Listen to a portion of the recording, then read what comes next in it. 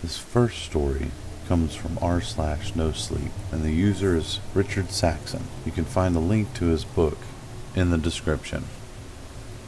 This story is titled, Man has been standing in the middle of our street for the past 4 days. We can't leave our homes. I awoke to the faint sound of sobbing in the distance. At first, my tired mind associated the sound with one of our kids, with my mind barely lingering on the edge of consciousness.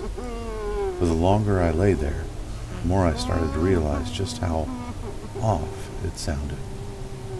The sobs were too dark, akin to those of a grown man, and they were coming from outside our home.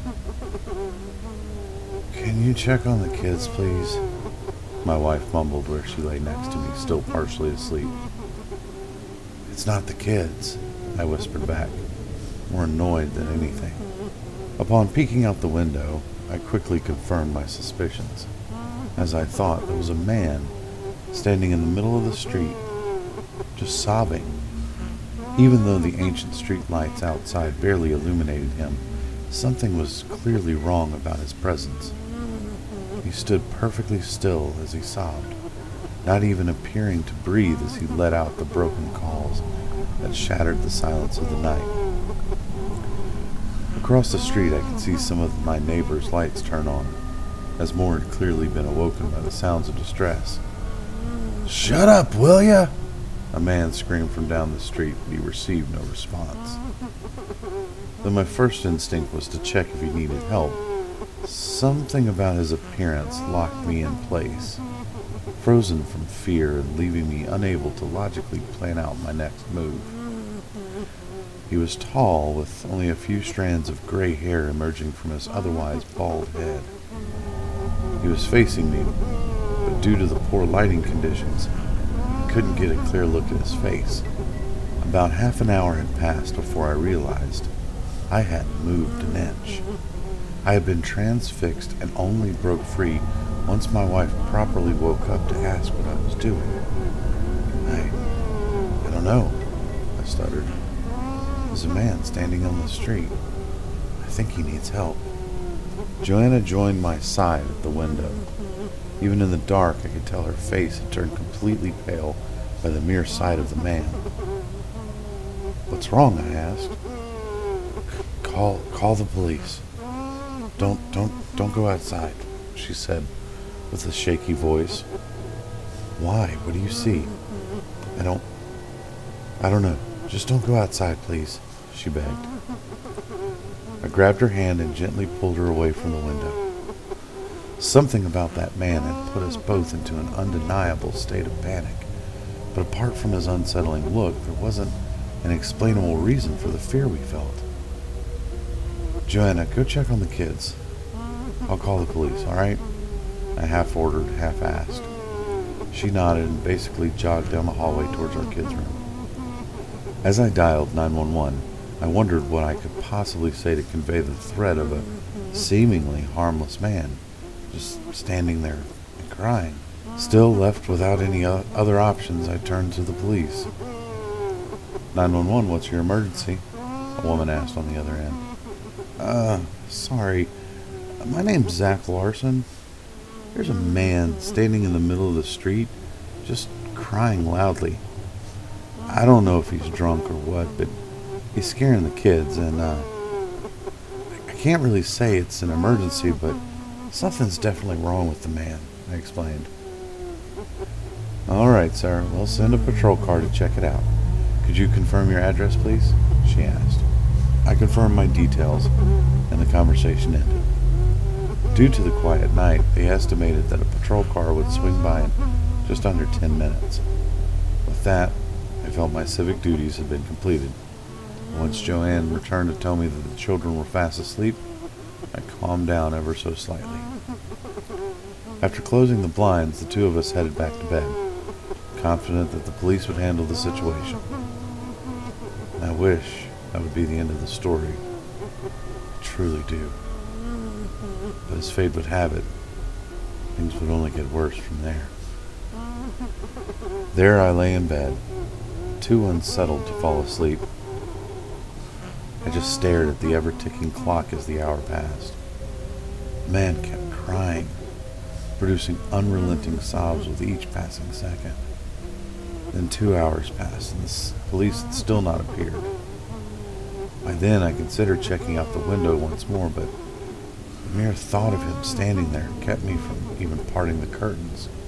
At around 4 in the morning, I had come to assume that I'd suffer through another sleepless night.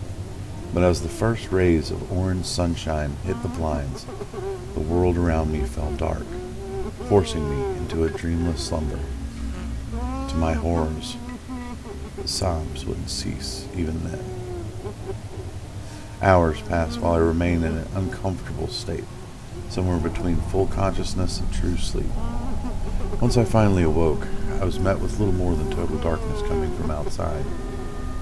During the summer, I'd expect the sun to rise at around 6, and since the time had been around 4 the last time I checked, I knew I couldn't have been under for more than 30 minutes. Despite that logic, my body felt beyond broken. I was excruciatingly parched and my bladder was on the brink of rupture. I rolled out of bed, weak and broken, still hearing the sounds of the crying man. Meanwhile, my wife still slept peacefully, seemingly unbothered by the ungodly noise. Then I picked up my phone and checked the time. It read 12:03 a.m. An impossible hour considering it had been 4 mere moments ago. I stumbled over to the window, still petrified but determined to figure out exactly what the hell was going on. He just stood there, unmoved since the last time I laid eyes upon him. Down the road, I noticed an empty patrol car with the lights blinking, but the officers themselves were nowhere in sight. What the hell is going on? I mumbled to myself. As before, the sight of the man put me into a sort of trance, one that was only broken once I heard a tiny voice coming from behind me. "Why is the man crying?" my son asked. "Hey, Alex, where's your brother?" I asked back. "He's in his room. He wet the bed," he said matter-of-factly. Stephen was only 5, but I'd assumed his bedwetting days were a thing of the past, considering the last accident had been over a year earlier. Before checking on him, I decided to give the police another call, but before I could dial the number, I noticed the day. It was Saturday, which meant we'd been asleep for almost 24 hours, skipping over Friday entirely. "Alex, go back to your room. Daddy has to make a call, then I'll come check on you, all right?" In shock, I jotted the information down to a broken calendar and called the police once more. Alas, to my absolute horror, I didn't have a single bar of signal. "Oh God, we slept through the entire day? How?" my wife called out in confusion and embarrassment. She just rolled over herself to check the time. "I don't know," I responded meekly. "It doesn't make any sense." "And that guy is still crying? Where's the police?" she asked.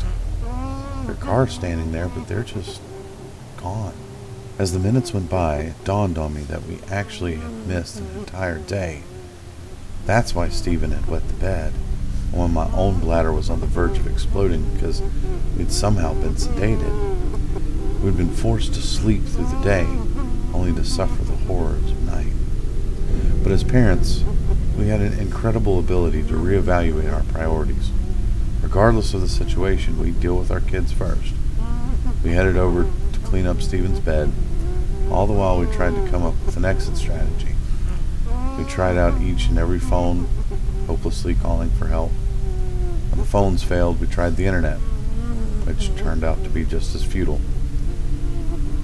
"Try the television," Joanna finally suggested. Upon turning on the ancient device, we were met with little more than a staticky mess. It was a screen of snow mixed with just barely intelligible images. Based on what we could guess, the image showed an outline of a man standing in front of a camera, overlaid only by a single line of text that read, "Come outside." How is it doing that? Joanna asked in panic. I don't know. But I'm pretty sure going outside is a really freaking stupid idea, I blurted out, momentarily forgetting the kids were around. Sorry, I didn't mean to say it that way.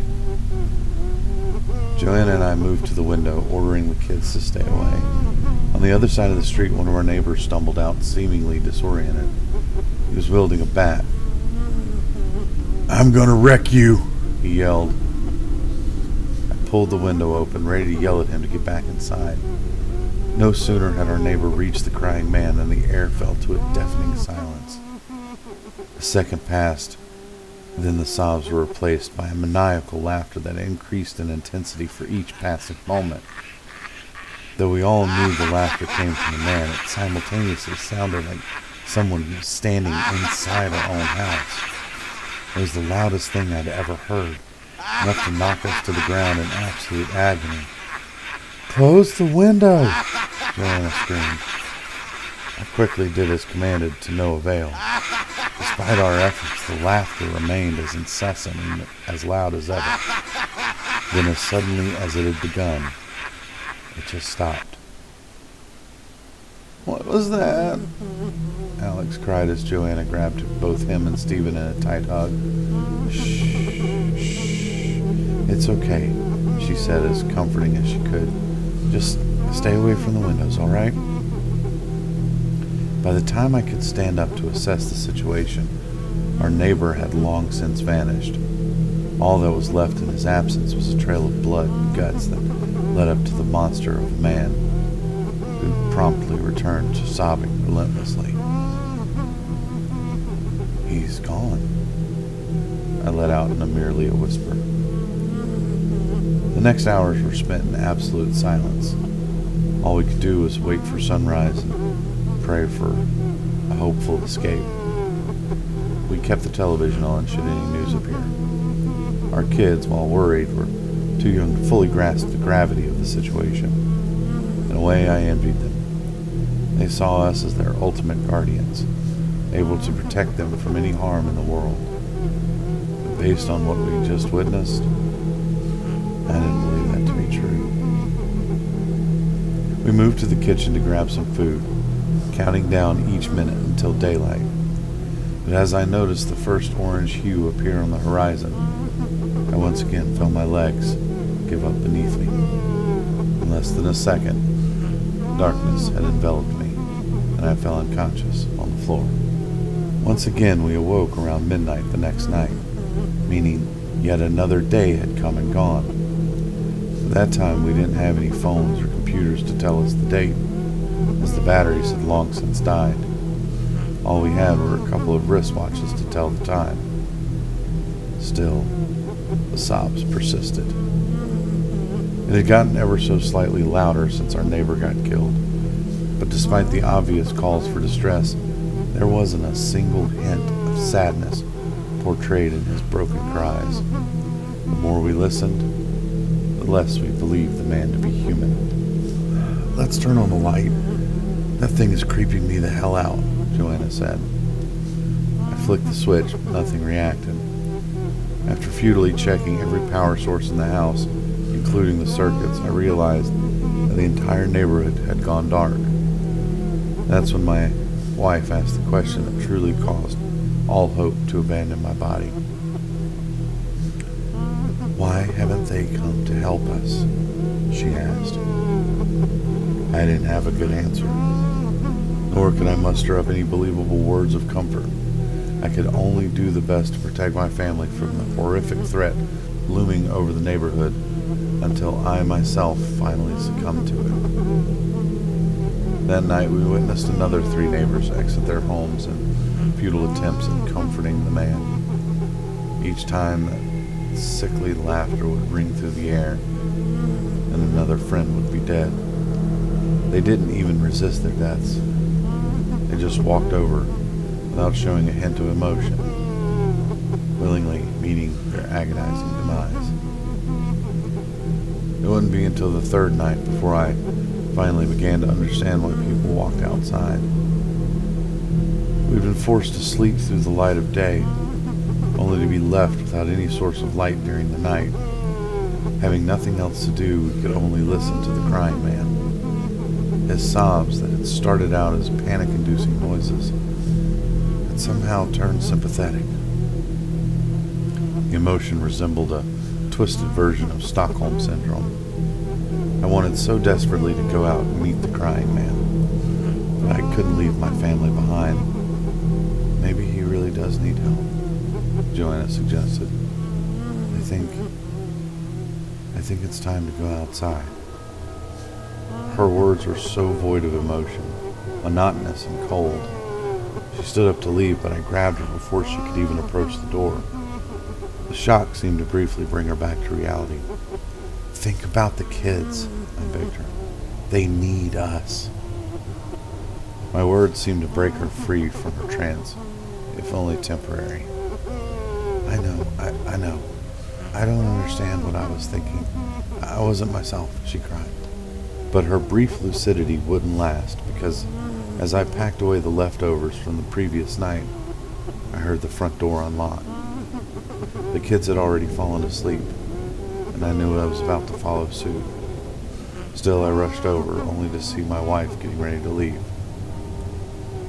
I'm sorry, were the last words she spoke before she left the house. Darkness would cover my eyes before I got a chance to react.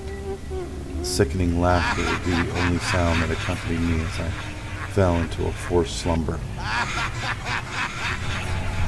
By the time I awoke, Joanna was gone. The only trace of her existence was a trail of coagulated blood glistening in the light from the streetlights, leading up to the man. I didn't even have to call out for her. I knew she was dead. Which brings us to now. 4 days have passed since the crying man first appeared on our street. We have enough food to last about another week, but I fear we'll all be gone before then. I've seen most of my neighbors meet their demise, and the only facts keeping me from doing the same are my kids, but they too have expressed a desire to go outside. And I don't know how long I can keep them safe. I'm documenting this as my last words before we depart this world. I've used an almost empty power bank to write this message. I don't really have any signal, but I'm hoping that it somehow gets through. People need to know what happened here. If you are hearing this, please send help. I don't know how long I can keep resisting the cries.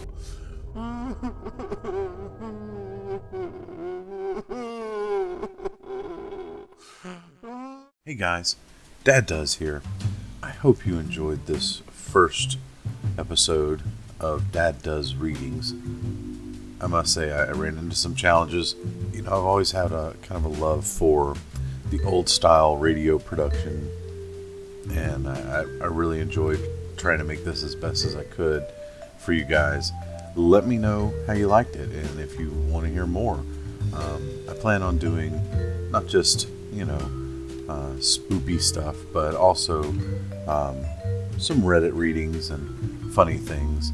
I've got some ideas for Halloween month. So let me know how you guys liked it, and if you want to hear more, and what you guys would like to hear more of. Thanks for joining me on this inaugural episode of Dad Does Reading.